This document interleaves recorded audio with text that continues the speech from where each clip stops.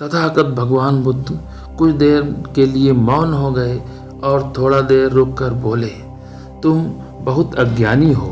किसी को देने के लिए या दूसरों के साथ बांटने के लिए ऊपर वाले ने तुम्हें और हम सभी को बहुत कुछ दिया है। नमो बुद्धाय शर्मणो। आपका हमारे YouTube channel living with Buddhism में स्वागत है।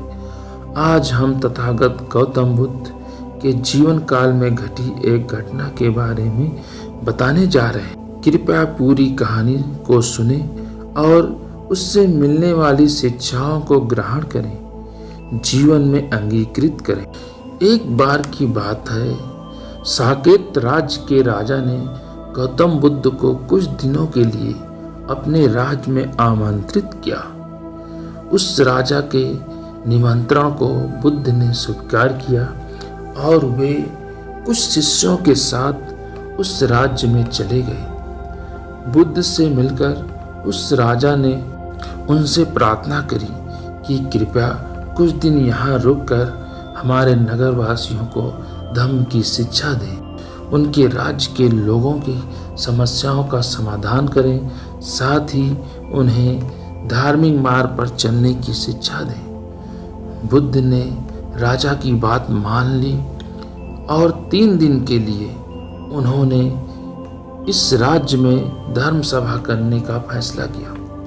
गौतम बुद्ध के आने की खबर आग की तरह पूरे राज्य में फैल गई। सभी लोगों को पता चल गया कि तथागत गौतम बुद्ध राज्य में आ चुके हैं और वो धर्म सभा करने वाले।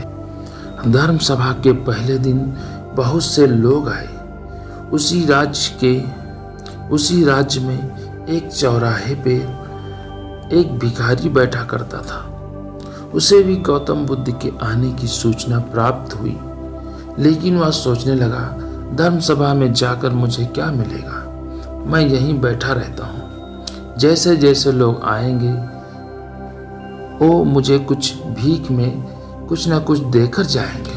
पहले दिन बहुत लोग आए और इस भिखारी की अच्छी खासी कमाई हो गई। अगले दिन फिर वही सिलसिला चला, बहुत सारे लोग आए।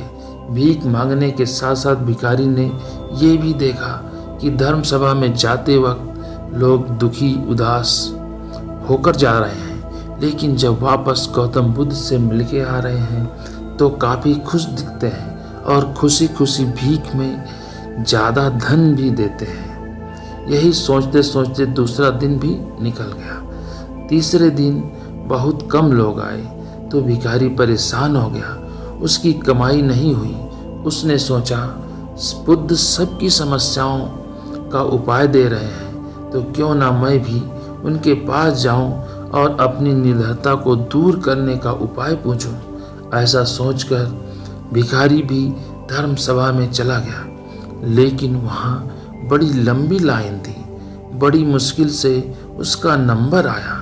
बुद्ध के पास पहुंचकर उसने प्रणाम किया और बोला, भगवान, इस गांव में सभी लोग खुश हैं और सभी धन सुविधाओं से संपन्न हैं और मैं ही निर्धन क्यों हूँ। उस भिखारी को देखकर गौतम बुद्ध मुस्कुराए और बोले, तुम निर्धन इसलिए हो क्योंकि तुम हमेशा दूसरों से मांगते रहते हो, लेकिन कभी भी किसी को कुछ नहीं देते।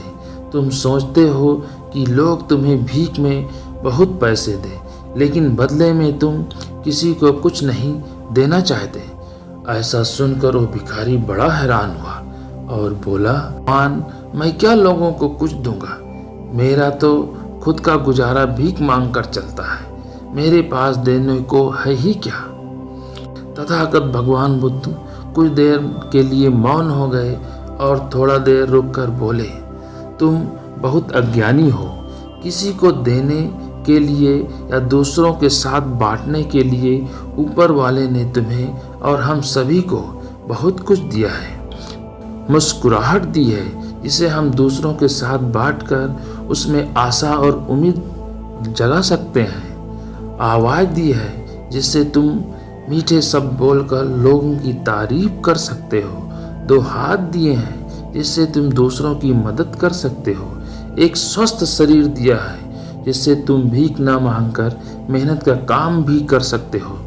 ऊपर वाले ने जिसको ये चीज़ बिना किसी कमी के दी है वो कभी निर्धन नहीं हो सकता।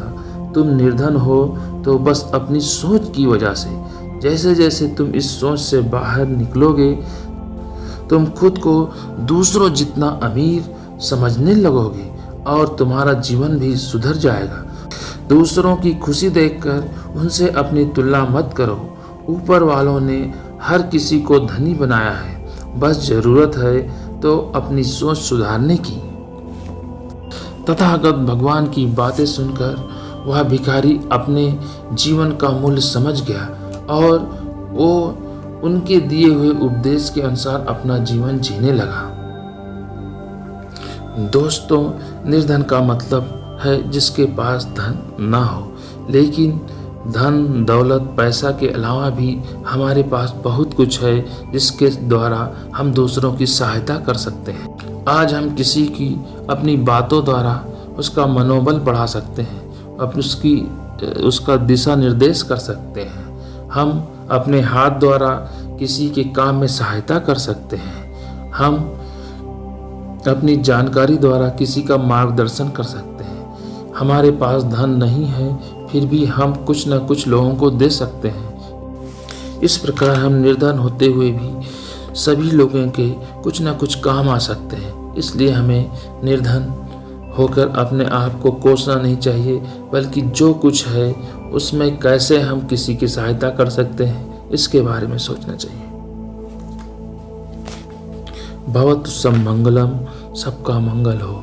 साधु साधु साधु। मेरे प्रिय श्रवण जनों, मैं आपको बताना चाहता हूं कि तथागत भगवान बुद्ध पर आधारित 90% YouTube चैनल बंद हो जाते हैं क्योंकि लोग उन्हें खूब देखते तो है परंतु सब्सक्राइब नहीं करते हैं, जिससे YouTube चैनल चलाने वाला अनुयायी परेशान होकर अपने YouTube चैनल को बंद कर देता है और किसी और कार्य में लग जाता है।